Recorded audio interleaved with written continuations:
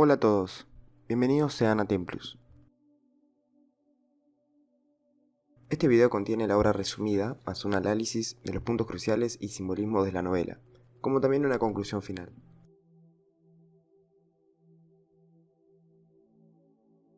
Viaje al centro de la Tierra, publicado el 25 de noviembre de 1864, de la mano del editor Hetzel, fue el segundo libro de Julio Verne. La popularidad que contrajo en poco tiempo, y que aún hoy se sostiene, provocó que Verne diera el salto definitivo a la fama internacional. Seguramente el nombre de la obra te sea conocido por películas, pero tal vez no sabías que estas estaban inspiradas en un libro. Uno de los motivos por los cuales podremos afirmar que aún Verne se mantenga en la popularidad en nuestra actualidad es gracias a que a lo largo del tiempo han aparecido innumerables adaptaciones en películas y series inspiradas en sus obras. Como por ejemplo, podríamos tomar La Vuelta al Mundo en 80 días del año 1956 con la participación de Frank Sinatra, del director Michael Anderson, la famosísima película Viaje al centro de la Tierra de 2008 del director Eric Berebieg, o La Isla Misteriosa del año 2012 del director Brad Peyton, entre otros films.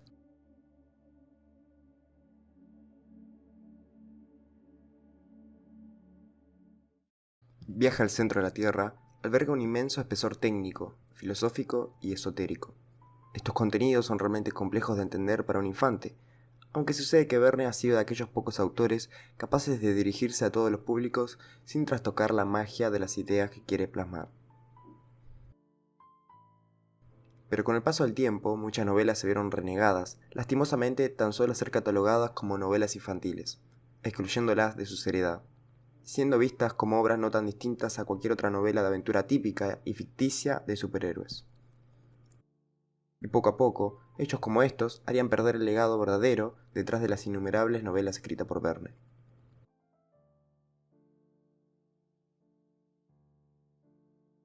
Pero si queremos entender verdaderamente sus historias, tenemos que comprender que el autor de los viajes extraordinarios fue un conocedor del esoterismo y plasmó su entendimiento en lo que escribía. Julio Verne acostumbraba a escribir, por lo menos en las obras más famosas, sus novelas en la idea del viaje iniciático, y a su vez la historia la velaba en el lenguaje hermético. El viaje iniciático, en la literatura, es un género o categoría que tiene como aspecto principal hacer que el protagonista de la obra obtenga un desarrollo interno. El protagonista se propone lograr una meta, una misión, algo a lo que aspirar, y con sus debilidades, problemas y desventajas, asume la responsabilidad de su sueño e inicia su viaje. A medida que transcurren sus aventuras, atraviesa grandes problemas e inconvenientes que lo obstaculizan en lograr su meta. Pero en este género, el origen de los obstáculos es de orden divino, aledaño a la casualidad, y su sentido verdadero es el poner a prueba al héroe, al protagonista de la historia.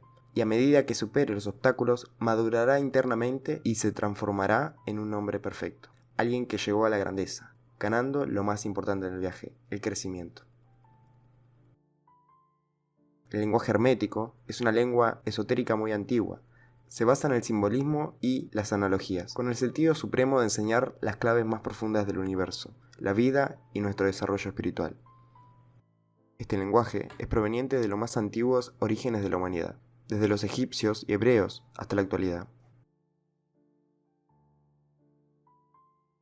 La palabra hermético proviene en referencia a los hermetistas de la antigüedad, un grupo muy conocido por su secretismo y protección de sus conocimientos. Según las enseñanzas herméticas, el lenguaje hermético es el mismo en el que se expresa el universo.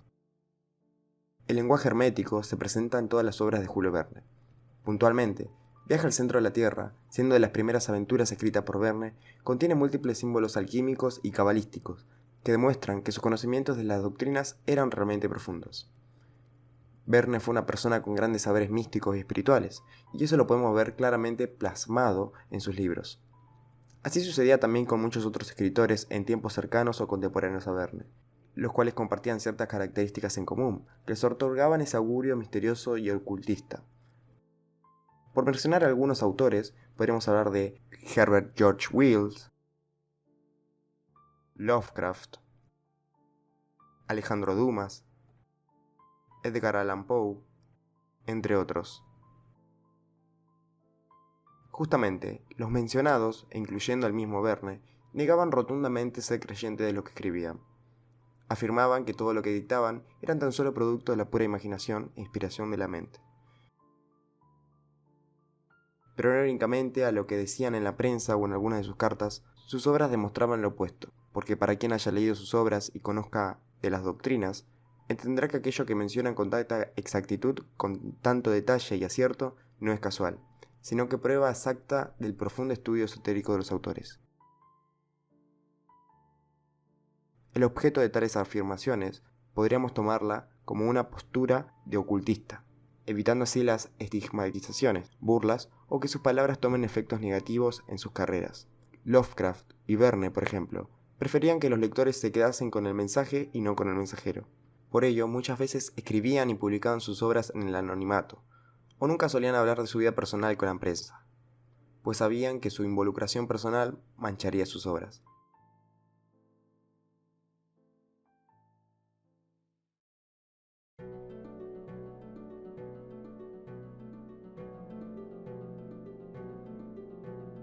Alemania, 1863.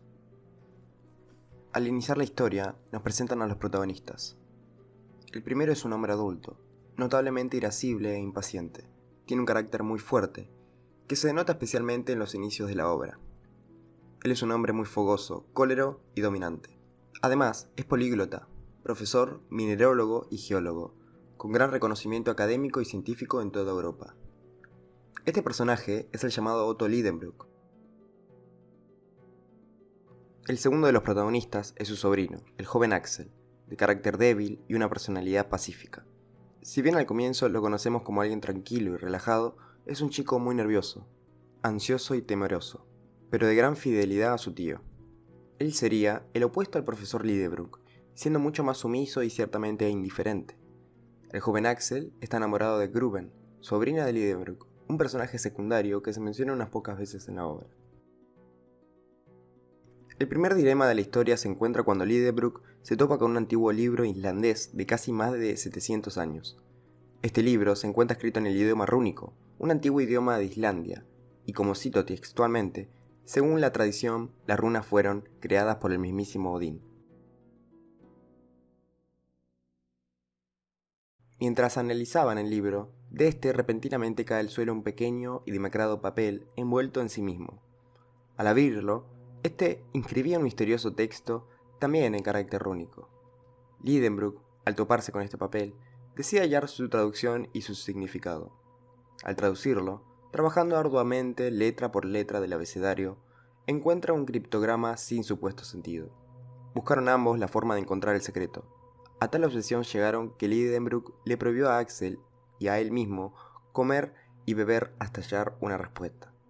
Así estuvieron durante horas sin parar, pero también sin encontrar nada. Finalmente, el mensaje llega a la mente de Axel en forma de azar, justamente en el momento donde se encontraban en el punto más álgido del hambre, la sed, la frustración y la desdicha a la que habían llegado.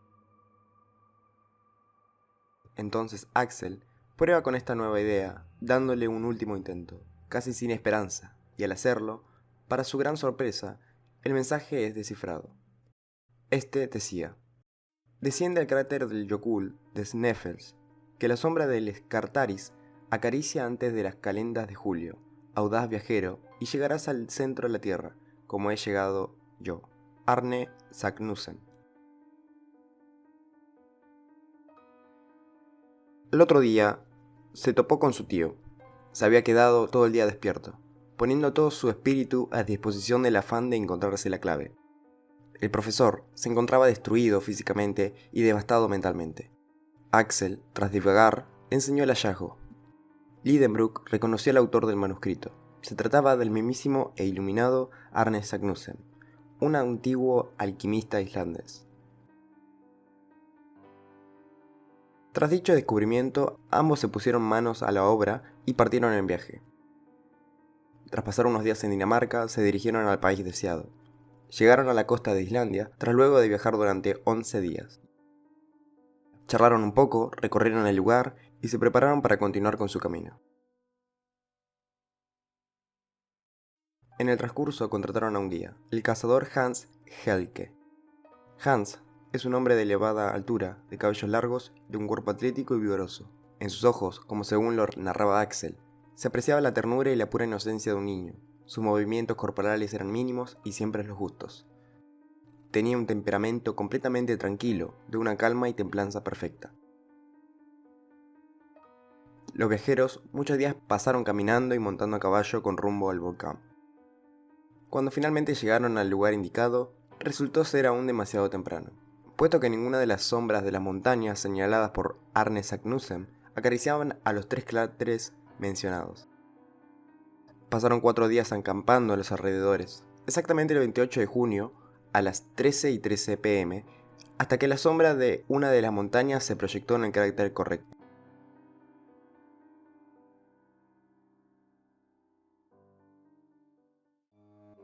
Entonces, decididos los viajeros, comenzaron a bajar por la inmensidad del enorme y oscuro cráter.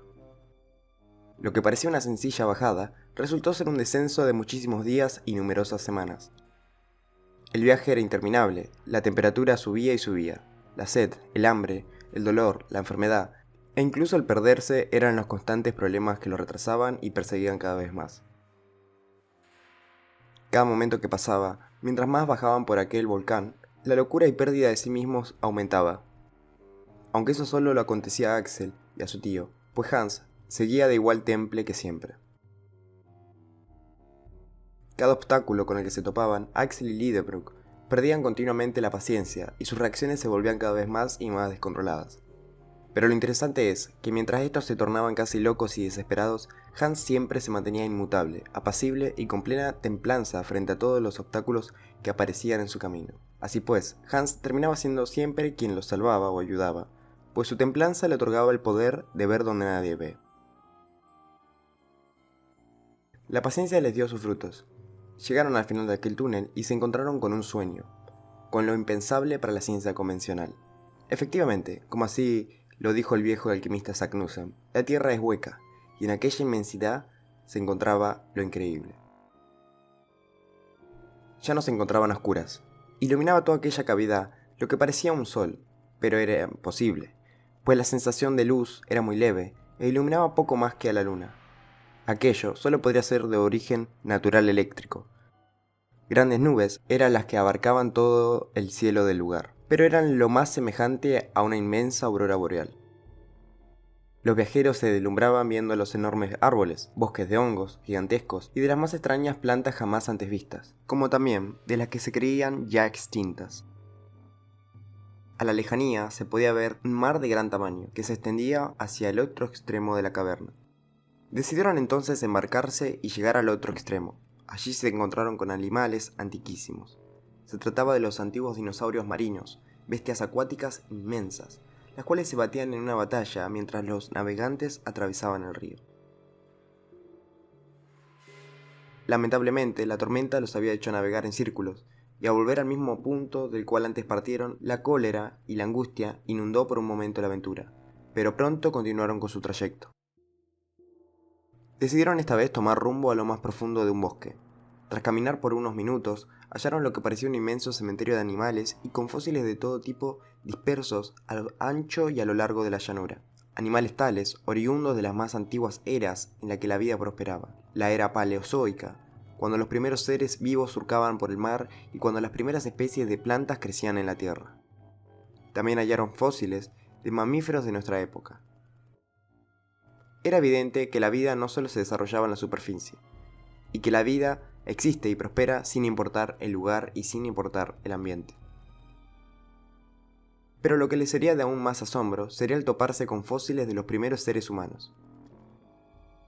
La hazaña lograda era increíble. Se trataba de un descubrimiento tal que cambiaría todos los libros de historia y todo lo que se había enseñado hasta ese momento. Y todo ese descubrimiento era tan solo el fruto del esfuerzo de Lidenbrock y de Axel. El profesor se imaginaba dando cátedra y siendo enormemente elogiado y aplaudido por todos los que alguna vez fueron sus enemigos y grandes maestros. Pero tras un momento de fantasía en la cabeza del profesor, tuvieron que continuar, pues sabía que aquello debía ser tan solo la punta del iceberg. Se adentraron mucho más en los bosques, llegaron al borde de una pequeña colina, lo suficientemente alta como para ver desde varios metros de altura el valle que estaba a sus pies. En aquella llanura se veía en la lejanía una gran cantidad de elefantes reunidos en manada. Rondaban alrededor de los grandes pastizales, tumbando y rasqueteando con sus inmensos colmillos los árboles. Deslumbrados, se toparon con algo inimaginable, temible y milagroso al mismo tiempo. Vieron a un hombre gigantesco a la par de esos elefantes. Vieron con sus propios ojos uno de los mitos más locos que habían oído, hecho realidad. Palabras ya no tenían, temor e incertidumbre sí. Las mentes de ambos en blanco. ¿Qué acabaron de ver? Dieron un último vistazo y se percataron de que el inmenso hombre controlaba a esa manada de elefantes, como un rebaño cualquiera. Un ser humano colosal, masculino, entre 3 a 5 metros de altura. Vestía con enormes prendas similares a las de un monje o sacerdote cualquiera. Definitivamente la historia y la ciencia carecía una vez más de explicación. Atemorizados, decidieron rápidamente huir de ese lugar y seguir investigando a los alrededores. Caminaron por las orillas de la costa donde antes habían partido. Habían regresado y tomaron el camino opuesto. Tras unos minutos a pie, se toparon con un muy peculiar elemento. Se trataba de una daga en la arena, específicamente un puñal. Al principio pensaron que se les había caído sin darse cuenta, pero lo extraño era que a ninguno le resultaba familiar.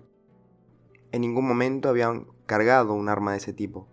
Entonces Lidenbrock, utilizando su gran vista y olfato de aficionado de la historia, tras revisar minuciosamente la daga, detalló de que se trataba de un puñal del siglo XVI. Extraño era de encontrarse eso allí, y evidentemente alguien se le había caído o lo puso en aquel lugar. ¿Pero de quién se trataría? ¿Podría haber sido Arne Saknussemm o algún otro hombre? Pensaron en esa idea pues, pero mientras observaban con cautelosa atención al puñal, descubrieron un pequeño detalle que se les había pasado por alto. El puñal parecía señalar a las paredes, como si algo estuviese queriendo apuntar. Buscaron por las paredes y en una cavidad del gran muro de roca encontraron las siglas AS. Se trataba de las iniciales de Arne Saknussemm. Otra vez, nuevamente siguiendo los pasos del gran genio, un hombre que sin lugar a dudas quería que otro termine su gran obra. A un lado de las siglas había una inmensa galería oscura, pero que en el otro lado se encontraba cerrada. A pesar de que la galería parecía seguir, un gran montículo de piedra producto de algún derrumbe detenía el avance. Pero no por mucho tiempo, ya que ellos estaban preparados para toparse con adversidades como estas. Prepararon las bombas, se refugiaron en su canoa a una distancia considerable y encendieron la pólvora. Estaban listos para detonarlo todo y así poder pasar, o al menos eso era lo que pensaban. Tras la explosión, llegaría un último percance. La onda expansiva agitó el río y serían llevados por la fuerza de las corrientes al nuevo abismo que se había abierto. Ingresaron con gran potencia, el agua los empujaba con violencia y les impedía mantenerse de pie, escucharse y aún menos verse durante horas. Tras un cese del agresivo movimiento, el habilidoso cazador Hans logró tomar una linterna y ponerse de pie. Lidenbrock y Axel retomaron su estado. Se tranquilizaron y comenzaron a pensar. Notaron que ya no estaban bajando sin un rumbo por el abismo, sino que ahora subían. Por momentos la violencia del agua crecía y en otras se calmaba. Casi todo lo que se había quedado de las guarniciones había sido devorado por la corriente. Pudieron sobrevivir los días restantes con pequeños bocados y pequeños tragos de agua.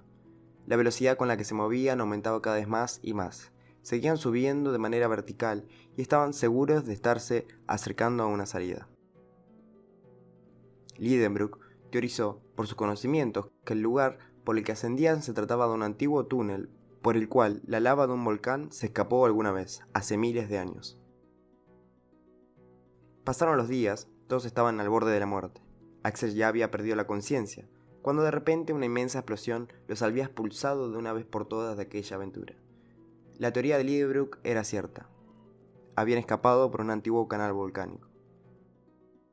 En el momento en que salieron, Axel se encontraba desmayado y se despertó acostado, con la vista hacia el cielo observando las montañas.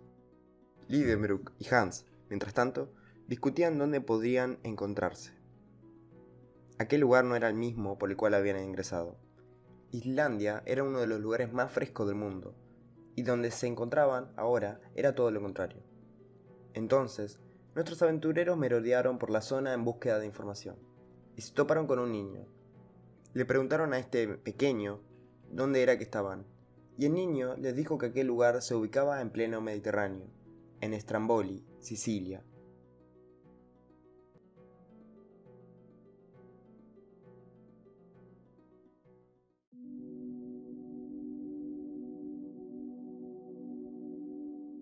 Viaje al centro de la Tierra, escrita en 1864, es sin lugar a dudas una obra que para la época era de vanguardia. Concebir ideas como la de la Tierra hueca, la continua existencia de seres creídos como extintos o la presencia de civilizaciones perdidas que en algún momento perdimos su contacto, era para ese tiempo de las cosas más locas y fuera de tópico que se podía acostumbrar. Lo que otorgaría el comienzo de la aventura de Lidenbrock y Axel fue haberse topado con un antiguo papel cifrado en la antigua lengua rúnica, escrito a mano de Arne Saknussemm. Este papelillo contenía los secretos para llegar al centro de la Tierra, pero el hallar la traducción del manuscrito no fue tarea fácil. Horas y días habían pasado hasta llegar finalmente al mensaje en limpio. Consiguieron como por arte de magia la clave para desencriptar el mensaje. Todo gracias a que el mensaje llegó a la mente de Axel, como producto de una causalidad. El inicio de las aventuras de Lidenbrock y Axel es similar a la antigua historia de iniciación de un famoso alquimista, Nicolas Flamel. La iniciación de Nicolas Flamel, según una de las muchas historias, surgió gracias a un antiguo grimorio que compró a un desconocido. El grimorio estaba escrito en un idioma que no pudo descifrar del todo, pues tenía escasos conocimientos de aquella lengua, pero comprendió a pequeñas pinceladas que se trataba de un libro alquímico. Desde el primer momento, este libro lo cautivó tanto que se dedicó por más de 20 años al intento de descifrar el grimorio. Viajó a España en busca de un traductor y experto cabalista capaz de ayudarlo. Flamel logró su objetivo. Todo el libro fue traducido y descubrió los secretos de la alquimia y se convirtió en uno de los grandes alquimistas. Se dice que gracias a este grimorio Flamel no solo consiguió la piedra filosofal, sino que logró la inmortalidad, convertir el plomo en oro e incluso la creación de vida, el famoso homúnculo. Podemos encontrar cierta semejanza con la historia de Nicolas Flamel, pero no podremos asegurar que la historia de este alquimista haya influido a Verne en algún modo. Más bien, podríamos decir que toparse con un libro, un mensaje místico o el encontrarse con un maestro es una idea arquetípica que representa la iniciación. Podríamos haberlo comparado con cualquier otro alquimista, pues existen muchas historias similares. Sin embargo, es interesante la pequeña similitud de la historia de Flamel y esta novela. Axel y Lidenbrock se tomaron innumerables días y noches para hallar tan solo el misterio de un pequeño papel. Los protagonistas tuvieron que ser pacientes, quedarse vacíos, aguantarse la sed de conocimiento hasta estar listos y que el secreto se muestre. No comieron ni bebieron por días, sufrieron una tortura en cuerpo y en mente que le daría la llave del secreto. Su ayuno hizo una purificación de toda impureza, preparando sus mentes y cuerpos para recibir el conocimiento deseado. El ayuno está reconocido por la medicina moderna como una práctica que otorga grandes beneficios a la salud. Esto que hoy se confirma en la actualidad no era nada nuevo para los antiguos. La práctica del ayuno se menciona en el Majábharata, en la Biblia, en el Talmud, en el Corán, en el budismo, entre otros. Seguramente recordarás los 40 días de ayuno de Jesús en el desierto, sin comer ni beber, que tras finalizarlos obtuvo el Espíritu Santo. O seguramente también podrás recordar los 40 días de meditación en los cuales Siddhartha Gautama, el Buda, llegó a la iluminación. La práctica del ayuno, según las enseñanzas religiosas y otras escuelas filosóficas, genera una depuración capaz de eliminar las energías densas y purificar al practicante. Es decir, Lidenbrock y su sobrino realizaron una depuración espiritual, la cual les permitió limpiar y purificar sus cuerpos mentales y espirituales, lo suficiente como para obtener ese conocimiento sagrado el cual tanto ansiaban. La idea en la cual Verne más se basaba en sus novelas era la del viaje. La inmensa cantidad de novelas pertenecientes a los viajes extraordinarios son prueba de ello. El viaje iniciático es un viaje espiritual hacia adentro.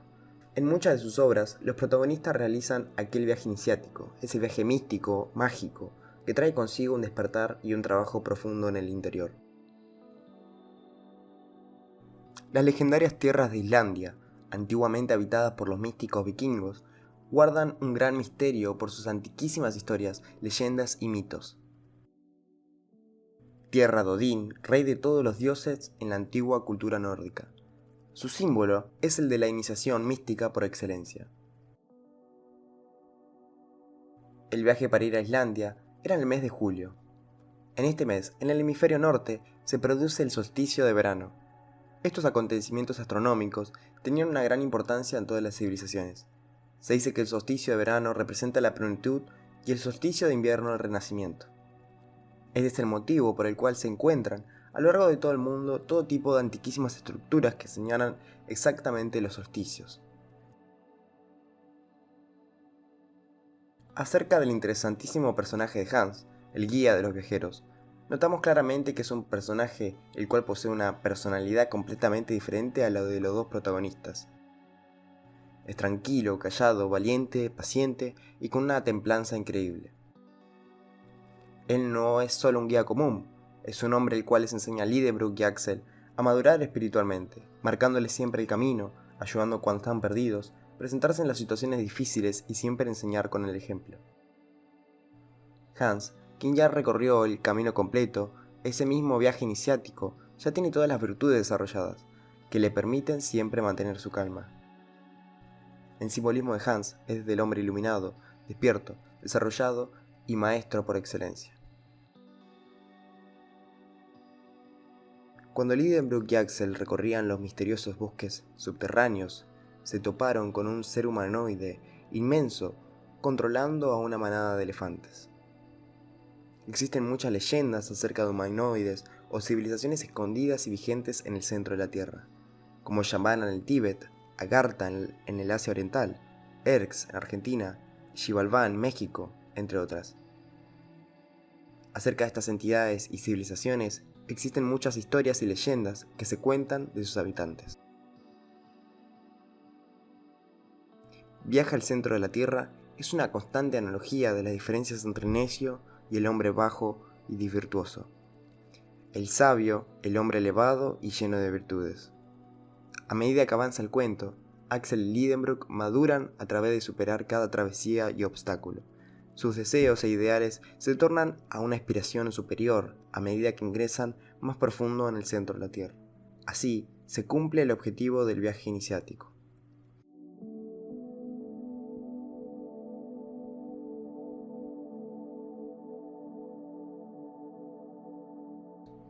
Si te ha gustado el video, te invito a darle like, dejar tu comentario, tu opinión o algo que tú creas que sea importante aportar.